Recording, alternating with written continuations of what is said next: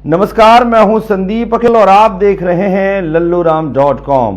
आज हम चर्चा करेंगे फेफड़े के कैंसर के बारे में और उसके बारे में बताने के लिए आज हमारे साथ हैं रामकृष्ण केयर हॉस्पिटल के कैंसर चिकित्सक डॉक्टर रवि जायसवाल जी। जायसवाल जी, आपका बहुत बहुत स्वागत है हमारे कार्यक्रम में। नमस्कार, थैंक यू सो मच। बातों की शुरुआत करते हैं रवि जी से। रवि जी, ये देखा जा रहा है कि भारत में जो फेफड़े का कैंसर जो है वो लगातार बढ़ते जा रहा है। देखा जाए तो हमारी जो दिनचर्या है वो भी बदल गई है, साथ ही जिस तरीके से व्यसन और अन्य चीज़ों में लोग जो हैं लगातार, चाहे वो शादी पार्टियां और अन्य कार्यक्रमों में उसको अपने जीवन में उन्होंने समावेश कर लिया है, जिसके चलते विभिन्न प्रकार की दिक्कतों का सामना लोगों को करना पड़ रहा है। तो फेफड़े का कैंसर होता कैसे है और क्यों होता है? देखिए, फेफड़ों का कैंसर आमतौर पर मेन इनके 3 या 4 रीज़न हैं जी। सबसे मोस्ट इम्पॉर्टेंट है स्मोकिंग, यानी धूम्रपान। आजकल हम देख रहे हैं कि यंगस्टर्स में स्मोकिंग काफ़ी बढ़ चुका है। इसकी वजह से भारत में जो कैंसर हो रहे हैं वो 10-15 साल पहले हो रहे हैं। जो वेस्टर्न वर्ल्ड में 60-65 साल में होते हैं, हम देख रहे हैं कि 35-40 साल में ही कैंसर आ रहा है। तो मोस्ट इम्पॉर्टेंट कारण इसका है धूम्रपान करना या फिर टोबैको का कई और फॉर्म में इस्तेमाल करना, जैसे टोबैको चिविंग हो गया, गुटखा हो गया, मावा हो गया। ये एक कारण हो गया। दूसरा कारण है पोल्यूशन। हमारे देश में आप देख ही रहे हो कि दिन ब दिन लगातार हमारा इतना एयर पोल्यूशन बढ़ते जा रहा है। पोल्यूशन में सल्फेट नाम का कंपाउंड होता है। ये सल्फेट हमारे फेफड़ों में हमारी जो सेल है उसको डिस्ट्रॉय करके उस सेल को कैंसर वाली सेल में बदलने में मदद करता है। इसके अलावा जो इंडस्ट्रीज़ है, इंडस्ट्रीज़ के बढ़ते वहाँ से जो हानिकारक गैसेस निकलती है, जैसे कि रेडॉन गैस हो गया, इन सब के चलते कैंसर का प्रमाण अब बढ़ते जा रहा है जी। और अभी जो आपने कहा कि धूम्रपान, ये सब चीज़ें बिल्कुल एक तरीके से ये माना गया है, युवा पीढ़ी तो उसमें बहुत ज़्यादा आगे आ चुकी है और उसमें लिखा भी होता है नीचे कि धूम्रपान पीना स्वास्थ्य के लिए हानिकारक है या जो भी नशे से संबंधित जो चीज़ें हैं। लेकिन उसके बाद भी जो है लोग जागरूक क्यों नहीं हो पा रहे हैं? लोग जागरूक इसीलिए नहीं हो पा रहे क्योंकि इतनी इजीली अवेलेबल है। आप बाहर जाओ, आपको कोई चीज़ सब्जी खरीदना है, पत्ता खरीदना है तो थोड़ा मुश्किल हो जाएगा, लेकिन आपको सिगरेट खरीदनी है तो हर टपरी पे मौजूद होती है, हर दुकान पे सिगरेट मौजूद होती है। एक सिंगल सिगरेट भी अवेलेबल होती है। बीड़ी चाहिए, बीड़ी मिल जाएगी, उसमें आपको 50 ऑप्शन मिल जाएंगे। ये कारण है। इसमें गवर्नमेंट की पॉलिसीज बिल्कुल भी स्ट्रिक्ट नहीं है। केवल उस पर फोटो छपाने से कुछ नहीं होगा, लोगों तक जाकर वो सेल को रोकना पड़ेगा आपको। जैसे आपने लिकर को कहाँ पे बैन किया, ऐसे आपको सिगरेट को बैन करना पड़ेगा। ये जब तक नहीं होगा तब तक ये केसेस बढ़ते जाएंगे हमारे। इससे जीन में बदलाव आता जाएगा और कैंसर जो 60 साल में दिखना चाहिए वो 35 साल 40 साल में आ रहा है जी। इसके लक्षण क्या है डॉक्टर साहब? देखो, आमतौर पे इसके लक्षण होते हैं खांसी जो लंबे दौर तक चलती है, 2 महीना 2.5 महीना, खांसी जिसमें खून आता है, सांस का फूलना, वजन कम होना, खाने पीने की इच्छा नहीं होना, और कभी कभी जब कैंसर एडवांस स्टेज में हो जाता है तो चेहरा फूल जाता है और गले में गाढ़ दिखाई देती है। तो ये भी इसके कुछ और लक्षण होते हैं जी। ये हमारे देश में बढ़ क्यों रहा है? जिस तादाद में बढ़ रहा है, जैसे आपने बताया भी, जो चीज़ें दूसरे देशों में, विदेशों में जो है बहुत बाद में आई, वो चीज़ें हमारे यहाँ बहुत पहले आ रही हैं, जो कि एक बहुत खतरनाक संकेत है और जिसको हम समझ नहीं पा रहे हैं और सहने सहने उस दिशा में हम आगे बढ़ रहे हैं। तो इसे आप कैसे लेते हैं, क्यों बढ़ रहा है? देखिए, दूसरे देशों में हर कैंसर को डिटेक्ट करने के लिए, डायग्नोस करने के लिए एक स्क्रीनिंग प्रोग्राम होता है। स्क्रीनिंग प्रोग्राम का मतलब ये होता है कि जो मनुष्य जिसी को कैंसर ना हो, होने से पहले ही हम जांच करके उसका पता लगाते हैं। तो इससे कैंसर पहली स्टेज में, दूसरी स्टेज में पकड़ा जाता है, तो वहां पे उसका 100% इलाज हो जाता है, क्योर हो जाता है। हमारे देश में स्क्रीनिंग प्रोग्राम है नहीं, और जो है वो भी इन प्लेस नहीं है। तो उसकी वजह से जो कैंसर्स हमारे देश में मिलते हैं ये आमतौर पर 4th स्टेज और 3rd स्टेज में ही मिलते हैं। तो यहाँ पे हर मरीज क्योर नहीं हो पाता और ये सारी ट्रीटमेंट ऑप्शंस लोगों तक पहुँचती नहीं है मिस कम्युनिकेशन की वजह से, और हमारे गवर्नमेंट हॉस्पिटल्स में हर चीज़ों की सुविधा नहीं होती है। Taking everything together, screening programme न होना और सही मरीज को सही इलाज न मिलना, इसके कारण कैंसर बढ़ रहा है और लोगों को इफेक्टिव ट्रीटमेंट नहीं मिल रही है। इसका इलाज कैसे किया जाता है, किस तरीके से इसका इलाज किया जाता है? देखिए, कैंसर की 4 स्टेज होती है। जब कैंसर पहला या दूसरी स्टेज में होता है, यानी कैंसर फेफड़ों में सीमित होता है, तो उसको ऑपरेशन के द्वारा निकाला जाता है। लेकिन ये ऐसा होता केवल 5 to 10% में है। 3rd स्टेज 4th स्टेज, जैसे संजय दत्त जी का फेफड़ों का कैंसर डायग्नोज हुआ था तो उनका 3rd स्टेज में हुआ था। तो 3rd स्टेज में कीमोथेरेपी के साथ सेकाई यानी रेडिएशन थेरेपी होती है, लेकिन 70% कैंसर जो हमारे देश में पाए जाते हैं ये 4th स्टेज में होते हैं। यहाँ पर कैंसर का इलाज होता है कीमोथेरेपी से, इम्यूनोथेरेपी से और टारगेटेड थेरेपी से। ये क्या है? टारगेट थेरेपी के बारे में हमने बहुत सुना है, इम्यून थेरेपी के बारे में हमने बहुत सुना है, ये क्या होता है? क्योंकि डॉक्टर साहब आप आज बैठे हुए हैं और बहुत सारे लोग हमें देख रहे हैं, हमारी इच्छा यही है और हमारा प्रयास भी यही है कि अधिक से अधिक लोग इस बातों को जानें और इन बातों को जानने के साथ साथ जो जागरूकता की आप बात कर रहे थे वो भी अपने जीवन में लागू करें, और यदि वैसे चीज़ें सामने आ रही हैं या लग रहा है तो वो ट्रीटमेंट की दिशा में आगे बढ़ सकें। तो इम्यून थेरेपी और टारगेट थेरेपी ये क्या है, इसके विषय में आप हमें बताएंगे? देखो, टारगेटेड थेरेपी का यह मतलब होता है कि हम कुछ ऐसी जांच करके इसका पता लगाते हैं कि आपका कैंसर किन रास्तों से फैल रहा है या यह कैंसर किस जीन की बदलाव के कारण हो रहा है। इन जीन को दवाइयों द्वारा टारगेट किया जाता है और कैंसर जिन रास्तों से फैलता है उन रास्तों को रोका जाता है। इसको टारगेटेड थेरेपी कहते हैं। कॉमन एग्जाम्पल ले लीजिए, कोई मरीज को ब्लड प्रेशर होता है या डायबिटीज होता है तो उसकी एक टैबलेट लेता है। ऐसे ही आजकल फेफड़ों के कैंसर में जो मरीज को फेफड़ों का कैंसर है जो जीन के बदलाव के कारण में हुआ है वो मरीज को केवल एक टैबलेट लेने की आवश्यकता है।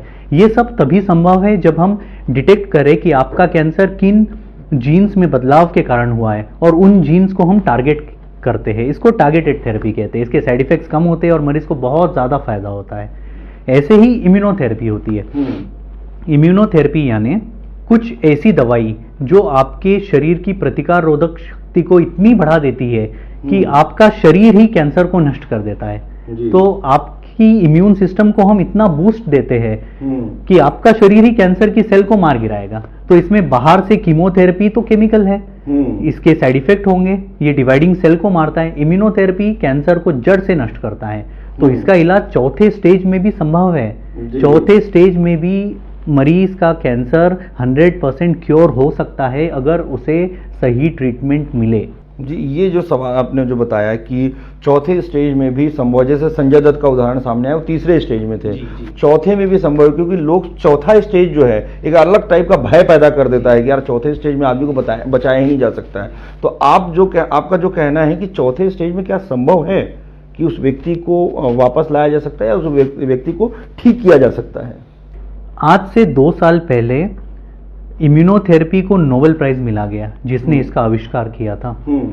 और फेफड़ों का जो कैंसर है ये बहुत ही ज्यादा इम्यूनोजेनिक ट्यूमर है। तो फेफड़ों के कैंसर में 30 to 40% ऐसे मरीज है जिनका कैंसर इम्यूनोथेरेपी को बहुत अच्छा रिस्पॉन्स दिखाएगा। तो भले ही आपका कैंसर फेफड़ों से निकल के दिमाग में फैला हो, रीढ़ की हड्डियों में फैला हो, ये हर जगह से जड़ से मारा जाएगा इम्यूनोथेरेपी द्वारा। ये संभव है, हमने होता देखा है और हम यही इलाज रामकृष्ण केयर अस्पताल में कर रहे हैं। बहुत खुशी की बात है। वैसे भी रामकृष्ण केयर हॉस्पिटल लगातार जो है अत्याधुनिक सुविधाओं के साथ साथ जो नई नई चीज़ें हो सकती हैं वो संभव करा रहे हैं, बेहतर इलाज कर रहे हैं, जिसमें आपकी पूरी टीम, आप लोग सभी लगे रहते हैं। कीमोथेरेपी जो है उसका साइड इफेक्ट से कैसे बचा जा सकता है? देखिए, कीमोथेरेपी का आविष्कार 1930 में हुआ था। जब ये दवाइयाँ पहली बार आई थी तब ये बहुत ज़्यादा टॉक्सिक हुआ करती थी।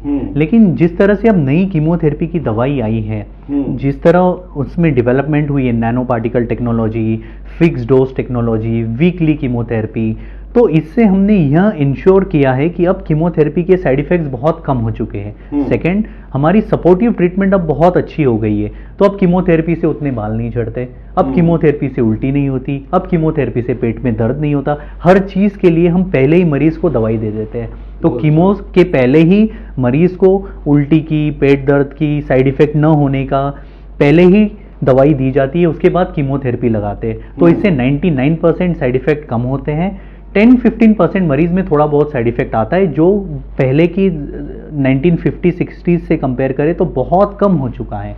तो अब कीमोथेरेपी से डरने की बिल्कुल भी ज़रूरत नहीं है। सेफ प्रोसीजर है, डे केयर प्रोसीजर, आपको एडमिट भी होने की ज़रूरत नहीं है। आप हॉस्पिटल में आए, 2-3 घंटे में आपका कीमोथेरेपी खत्म होगा, शाम में आप घर जा सकते हो। जी, एक सवाल ये भी आता है कि जो फेफड़े का कैंसर है यदि कोई व्यक्ति है, किसी के परिवार में ऐसी चीज़ें हैं, तो क्या ये हिस्ट्री होने पे दूसरों को भी असर पड़ता है क्या इसका? देखिए, फेफड़ों का कैंसर यूजुअली परिवार में नहीं होता, तो ये जेनेटिक कैंसर नहीं माना जाता है। महिलाओं में होने वाला स्तन का कैंसर, अंडाशय का कैंसर, पुरुष में होने वाले ग्रंथि के कैंसर या ब्लड कैंसर, ये कैंसर जेनेटिक होते हैं, तो ये परिवार में मिलते हैं। फेफड़ों का कैंसर 99.99% जेनेटिक नहीं होता, तो इसमें ऐसे डरने की जरूरत नहीं है। दूसरी बात, अगर हमारे शरीर परिवार में कोई व्यक्ति को कैंसर है तो उसका कैंसर हमको नहीं होगा, तो साथ में रहने से, छूने से, साथ में खाना खाने से भ्रम रहता है लोगों में। जी बिल्कुल।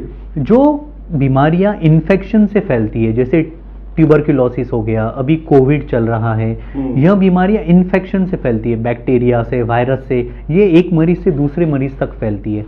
कैंसर जो होता है ये आपके सेल के अंदर जो डीएनए होता है वहाँ पे प्रॉब्लम के कारण होता है, तो ये एक मनुष्य से दूसरे मनुष्य के साथ में कांटेक्ट बनाने से कभी नहीं फैलता। तो ये बिल्कुल भी एक मिसकॉन्सेप्शन है, इसको हमको दूर करना चाहिए कि कैंसर का मरीज अगर हमारे परिवार में है तो उनके साथ में हमारे बच्चे मिल सकते हैं, हम उनके साथ में रह सकते हैं, एक ही घर में रह सकते हैं, इससे कैंसर बिल्कुल नहीं फैलेगा। बहुत अच्छी बात आपने बताई डॉक्टर साहब। रामकृष्ण केयर हॉस्पिटल में क्या क्या सुविधाएं हैं, मतलब कहा जाए कि फेफड़े के कैंसर के लिए जो आप लोग ट्रीटमेंट देते हैं, जो जिन सुविधाओं के साथ आप ट्रीटमेंट देते हैं? देखिए, हमने रामकृष्ण केयर हॉस्पिटल में पिछले 6-8 महीनों में यह किया है कि हर मरीज जिसको फेफड़ों का कैंसर होता है उनकी बायोप्सी के साथ में हम मॉलिक्यूलर टेस्ट कराते हैं। ये मॉलिक्यूलर टेस्ट में होता है EGFR, AL, क्रॉस, PD-L1, इन जीन्स को हम स्टडी करते हैं, जिससे हमको पता चलता है कि आपका कैंसर किस जीन की बदलाव के कारण हो रहा है। क्योंकि 70% कैंसर जो महिलाओं में होते हैं, अब महिलाओं में होने वाला फेफड़ों का कैंसर तो स्मोकिंग से नहीं होता है, ये कैंसर क्यों होता है? ये जीन में बदलाव के कारण। इन बदलाव को हमको ढूंढना है। हर मरीज जिसको कैंसर होता है उसको कीमोथेरेपी की आवश्यकता नहीं होती, ये हमको समझना है। तो हम इसको समझते हैं, आपके मॉलिक्यूलर टेस्ट करके हम इसका पता लगाते हैं कि आपका कैंसर किन रास्तों से फैल रहा है और किन जीन्स के बदलाव के कारण हो रहा है, और इसको हम टारगेटेड थेरेपी कुछ टैबलेट के द्वारा रोकते हैं, या अगर यदि आपका कैंसर इम्यूनोथेरेपी को रेस्पॉन्स दिखाएगा उसकी टेस्ट भी हम पहले करते हैं, और ऐसे मरीजों को इम्यूनोथेरेपी दी जाती है। आपको ताजुब होगा, टारगेटेड थेरेपी की जो मैं इतनी बात कर रहा हूं आपसे, हमारे 3-4 ऐसे मरीज हैं जो मैं चाह रहा था कि मैं उनको आपके शो में बुलाऊं और दिखाऊं। इनका कैंसर फेफड़ों से निकलकर दिमाग में फैला हुआ है, रीढ़ की हड्डियों में फैला हुआ है, आज वो कंप्लीटली क्योर हो चुके हैं टारगेटेड थेरेपी से। इनको केवल रोज एक टैबलेट खाना पड़ता है, जो कि आयुष्मान भारत योजना के तहत फ्री ऑफ कॉस्ट मरीजों को हम दे रहे हैं। बहुत अच्छी बात आपने डॉक्टर साहब ने बताई। आपने हमारे साथ हैं डॉक्टर रवि जायसवाल, जिन्होंने फेफड़े के कैंसर के बारे में, किस तरीके से भारत में फैल रहा है, किस तरीके से कैंसर को लेकर जो एक अलग सा भय, अलग सा डर रहता है, परिवार में एक अलग सा वातावरण निर्मित हो जाता है, उसके बारे में डॉक्टर साहब ने हमको बताया। और किस तरीके से नए आधुनिक जो सुविधाएं हैं रामकृष्ण केयर हॉस्पिटल में, या चिकित्सीय जो सुविधाएं हैं, उसके बारे में डॉक्टर साहब ने हमको बताया। डॉक्टर साहब, आपको बहुत बहुत धन्यवाद, और हमारी पूरी कोशिश रहेगी कि आगे भी आप जो है इन विषयों पर हमसे चर्चा करते रहें। Thank you so much.